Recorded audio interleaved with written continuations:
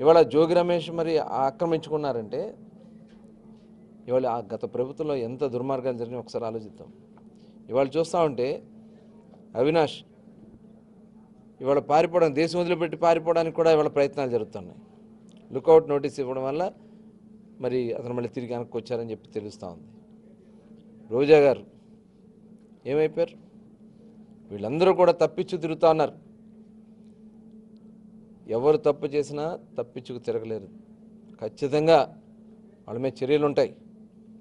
నోరు ఉంది కదా అని చెప్పి ఇష్టారాజ్యంగా మాట్లాడి, అధికారం ఉంది కదా అని చెప్పి మరి ఆ రోజున అధికారాన్ని అంతా కూడా ఉపయోగించి కేసులు పెట్టించి దాడులు చేపించి అక్రమంగా దోచుకున్నాం. ఇప్పుడు మేము చేస్తుంది చట్ట ప్రకారమే చేస్తున్నాం.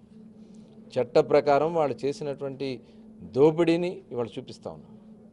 దాని మీద చర్యలు తీసుకోవడం జరుగుతుంది తప్ప ఇందులో ఎక్కడ కూడా మేము కక్ష సాధింపులు అయితే లేవు. మేము మొట్టమొదటి నుంచి కూడా చెప్పి